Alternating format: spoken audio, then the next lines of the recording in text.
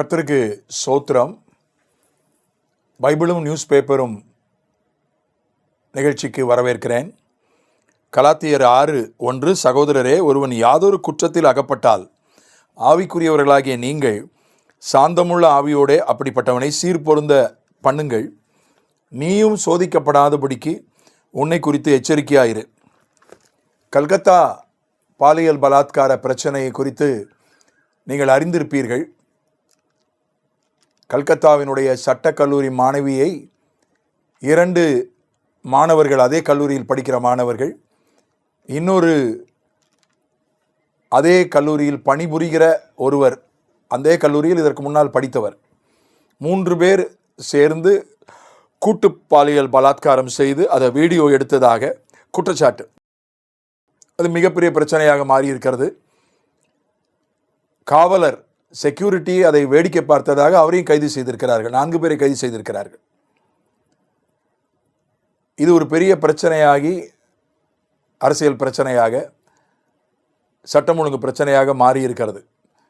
1-2 வருஷத்துக்கு முன்னால் ஒரு மருத்துவமனையில் ஒரு பெண் டாக்டர் பலாத்காரம் செய்யப்பட்டு கொல்லப்பட்டார். அது இந்தியா முழுசும் மிகப்பெரிய தீ போல பற்றி எரிந்தது. இதில் ஒரு சுவாரஸ்யமான விஷயம், இந்த வேதனையிலும் ஒரு சுவாரஸ்யம் என்னவென்றால், இந்த 3 பலாத்கார குற்றவாளிகளிலே ஒருவர் இதற்கு முன்னால் நடந்த அந்த பாலியல் பிரச்சனையில் முன்னே நின்று போராடினவர்களில் ஒருவர்.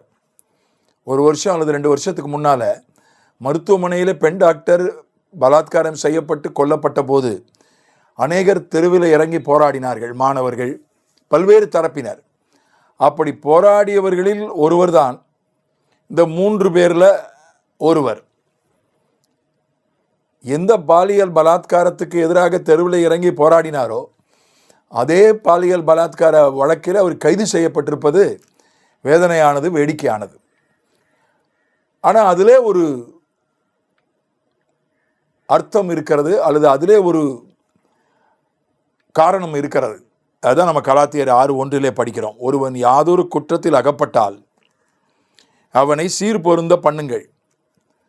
ஒருத்தன் ஒரு தப்பு பண்ணிடுறான், ஒரு தப்பில், ஒரு பாவத்தில் மாட்டிக்கிறான். அவனை அப்படியே விட்டுறக்கூடாது. அவனை தூக்கி விடுவதற்கு, அதிலிருந்து வெளியே கொண்டு வருவதற்கு உதவி செய்யணும். அதே நேரத்தில் நீயும் சோதிக்கப்படாதபடிக்கு உன்னை குறித்து எச்சரிக்கையாயிரு. பாவத்தில் விழுந்து கிடக்கிற ஒருவனை வெளியே கொண்டு வருவதற்கு உதவி செய்யும் போது அந்த சோதனை நம்மையும் தாக்குவதற்கு வாய்ப்புண்டு. அது ரொம்ப பைபிளில் சொல்லப்பட்டிருக்கிற ஒரு எச்சரிக்கை. எந்த பாலியல் பலாத்காரத்தை எதிர்த்து போராடினாரோ அவரே அதே குற்றத்தில் மாட்டி இப்போ கைது செய்யப்பட்டிருக்கிறார். அது நம்மை வந்து சோதிக்கும். பரிசுத்தத்தை குறித்து நான் பிரசங்கம் பண்ணுகிறேன் என்றால், பாவத்தை கண்டித்து நான் பிரசங்கம் பண்ணுகிறேன் என்றால், எந்த பாவத்தை கண்டித்து நான் பிரசங்கம் பண்ணுகிறேனோ அதே பாவத்தை செய்ய தூண்டுகிற ஒரு சோதனை நிச்சயமாக என் வாழ்க்கையில் வரும், எல்லார் வாழ்க்கையிலும் வரும். எதற்கு விரோதமாக பேசுகிறார்களோ செயல்படுகிறார்களோ அதையே செய்யக்கூடிய ஒரு சோதனை நிச்சயமாக வரும். வேதம் அப்படி தான் சொல்லுகிறது. நீயும் எச்சரிக்கப்படாதபடி, நீயும் சோதிக்கப்படாதபடிக்கு உன்னை குறித்து எச்சரிக்கையாயிரு. ஆனால் இந்த கல்கத்தா மாணவர் எச்சரிக்கையாக இருக்கவில்லை. எதை எதிர்த்து போராடினாரோ அதே குற்றத்தில் அவரே சிக்கி கொண்டார். நாம் அப்படிப்பட்டவர்களாக இருக்க வேண்டாம்.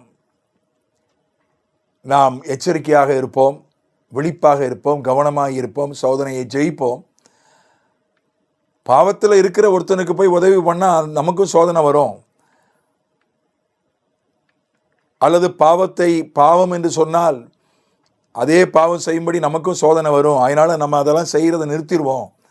பாவத்தை பாவம்னு சொல்ல வேண்டாம், பாவத்தில் சிக்கி இருக்கிறவனுக்கு உதவி செய்ய வேண்டாம் என்கிற அந்த ஒரு முடிவையும் எடுத்து விடக்கூடாது. அதுவும் ஒரு மோசமான முடிவு. அந்த எக்ஸ்ட்ரீமுக்கும் போய்விடக்கூடாது. நம் கண் முன்னால் ஒருவன் பாவத்தில் சிக்கியிருந்தால் அது பாவம் என்று சொல்ல வேண்டும். அவனை வெளியே கொண்டு வர முயற்சி பண்ண வேண்டும்.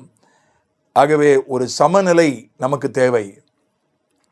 சமநிலை அடைய ஆண்டவர் நமக்கு உதவி செய்வாராக. ஆமென்.